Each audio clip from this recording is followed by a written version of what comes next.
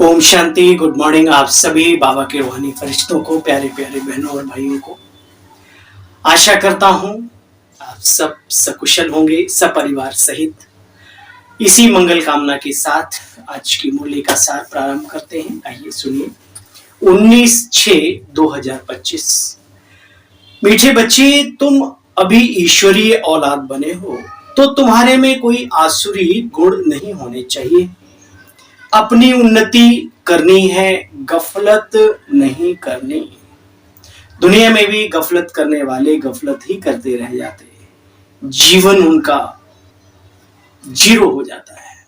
इसलिए अपनी उन्नति का सदा ख्याल रखना है। कुछ भी हो, हर कीमत पर स्व उन्नति प्रथम आगे रखो। प्रश्न है आज का, आप संगम युगी ब्राह्मण बच्चों को कौन सा निश्चय और नशा है? कौन सा है? सुनो। हम बच्चों को निश्चय और नशा है कि हम अभी ईश्वरीय संप्रदाय के बने, हम स्वर्गवासी विश्व के मालिक बन रहे हैं। संगम पर हम ट्रांसफर हो रहे हैं कलयुग से सतयुग में।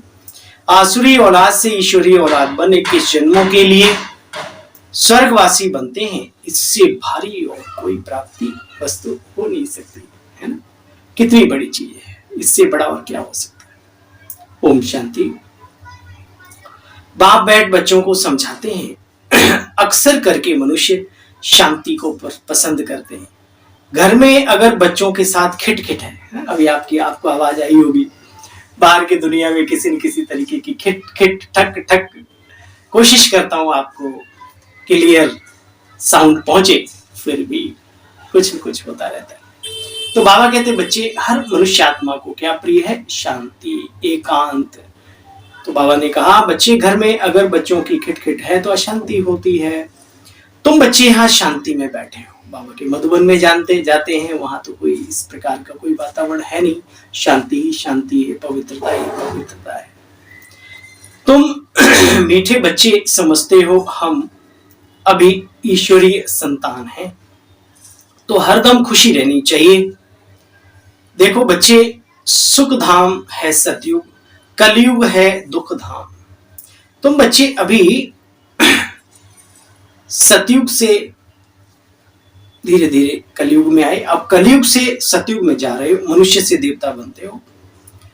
तो बच्चे कोई भी अवगुण नहीं होना चाहिए। बाबा हमारा बहुत मीठा बाप है। बाबा कहते बच्चों को अपनी उन्नति करनी है, समय बाकी थोड़ा है, गफलत नहीं करो, व्यर्थ की बातें भूल जाओ।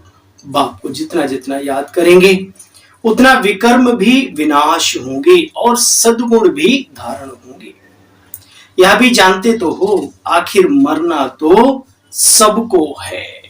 अटल अकाट्य सत्य वचन है ये। क्या? यह तो जानते हो, मरना तो सबको है। इस दुनिया में जो जिंदा जीवन जिसने पाया है, मृत्यु उसके साथ जुड़ गई।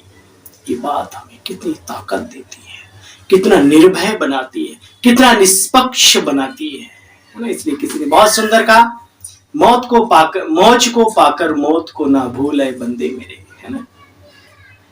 देखो बच्चे, सब चले जाएंगे, या सिर्फ तुम ब्राह्मण बच्चे ही जानते हो। कितनी खुशी होनी चाहिए। बच्चे, अपना जीवन हीरे जैसा बनाओ, और उस हीरे जैसा बनाने के लिए ये बाबा की लाइफ टिप्स हैं। शुद्ध खान पान, शुद्ध विचार, शुद्ध जीवन, एक रियल जो आत्मा की रॉयल्टी होती है, पर्सनैलिटी होती है, व्यक्तित्व होता है व्यक्ति का, वो सारा बाबा हमें सिखाते हैं व्यक्त, साकार और अव्यक्त मूल्यों के माध्यम से, है ना? देखो बच्चे, तुम अभी जानते हो माया ने कैसे मनुष्यों को छी छी बना दिया, हम सबको भी छी छी बना दिया था। अब बाप आकर के गुलगुल बनाते हैं। बाप कहते हैं मेरे तो तुम ही हो, तो बाबा मेरे भी तुम ही हो, और कोई नहीं है तो बोलो, सिवाय बाबा के कोई है? अरे कोई नहीं है भाई। प्रयोग करके देख लो, सब स्वार्थ पाए करे सब प्रीति, ये इस दुनिया की यही है रीति। बाबा कहते बच्चे युद्ध के मैदान में हो, बहादुर बन, माया पर जीत पाओ। बाप अपने बच्चों की खुश खैराफत पूछते हैं, बच्चे खुश खैराफत लिखते रहा करो। चिट्ठियां डालते हैं आप सब, लिखते हैं चिट्ठी। दो चीजें हैं, अगर आपको डाउट है कि हमारी चिट्ठी सेंटर में दीदी पढ़ लेगी, ऐसा कुछ होता नहीं है। हमारी बहनों के पास इतना टाइम नहीं है तुम्हारी चिट्ठे पढ़ेंगे। वो निकाल के जब भर जाती है भंडारी, वो क्या अग्नि अर्पण कर देती है, ठीक है। लेकिन आपको लगता है तो वो अपनी डायरी अपने पास रखो, बाबा को चिट्ठी लिख करके फिर सो। अब दुख भरी कहानी ही नहीं, सुख के धन्यवाद भी लिखा करो कभी कभी। बाबा thank you, I am okay, I am double okay, है ना। देखो बच्चे, ये बेहद की बातें हैं।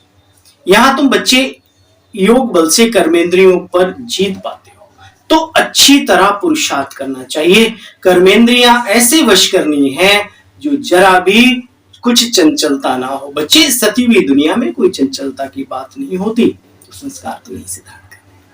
ये सब समझने की बुद्धि चाहिए बच्चे। तुम समझ सकते हो बाप कितना सहज, सरल, सुगम रास्ता बताते हैं।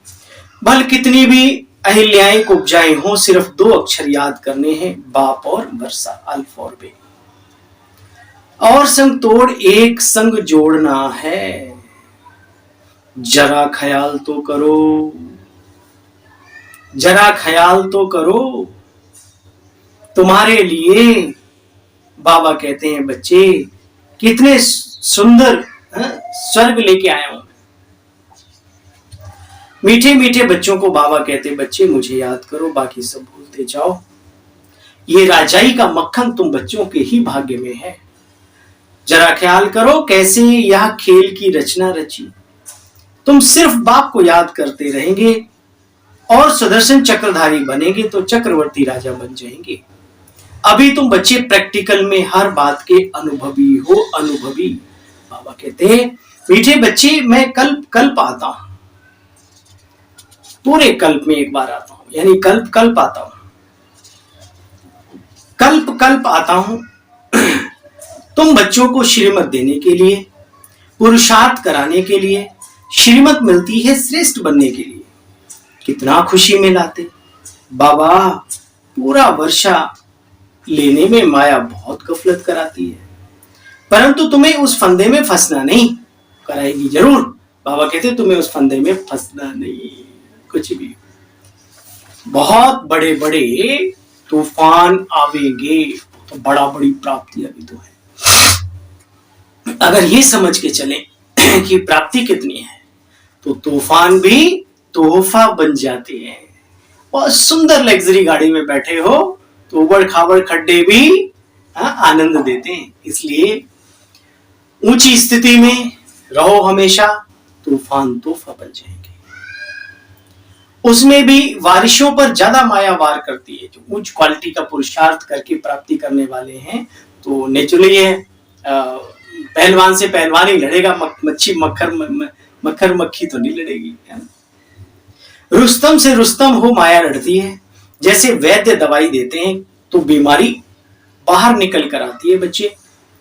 तो बाबा कहते बच्चे घबराना नहीं, तूफान आएंगे, इसमें चाहिए लाइन क्लियर। बस जितना बाप को याद करेंगे उतना ऊंच पद पाएंगे, माया को वश कर लेंगे। याद करते करते बच्चे घर चले जाएंगे। तो बाबा ने कहा बच्चे मीरा की भेंट में अपने आप को देखो, तुम श्री कृष्ण की दुनिया में जा रहे हो, है ना। ये किसी का वो बात नहीं है। बाबा बच्चों को याद दिला रहे हैं कि आखिर आप हो कौन। याद करो, याद करो, याद करो। देखो बच्चे मैं तुम बच्चों को दिव्य दृष्टि की चाबी नहीं देता हूं, उसके बदले मैं तुम बच्चों को स्वर्ग का मालिक बना देता हूं। ये साक्षात्कार कराना ये बाबा का खेल है। बाबा कराते हैं भक्ति मार्ग में भी सभी को, भक्तों को। बाबा ने कहा लेकिन मैं तुम बच्चों को विश्व का मालिक बना देता हूं। ये बड़ी बात है। साक्षात्कार में बच्चे कुछ है नहीं। अब किसी को कोई साक्षात्कार हो गया मतलब सब प्राप्ति हो गई, ऐसा नहीं। फिर भी इतने ऊंचे महान अपने आप को वो जीवन को बना लेते एक साक्षात्कार, है ना। और यहाँ हर पल हर घड़ी बाबा हमारा साथ निभाता है। अच्छा, निभाता है या नहीं निभाता है? अपने दिल से पूछो। फिर भी हम क्यों भूल जाते हैं? अपने आप से बातें करना चाहिए। अच्छा, मीठे मीठे स्किल बच्चों प्रति माता पिता बाप दादा का याद प्यार और गुड मॉर्निंग। रूहानी बाप की रूहानी बच्चों को नमस्ते। हम सब रूहानी बच्चों की बाबा आपको भी नमस्ते नमस्ते। ओम शांति। धारणा का सार है, याद के बल से अपनी कर्मेंद्रियां ऐसी वश करनी है जो कोई भी चंचलता ना रहे।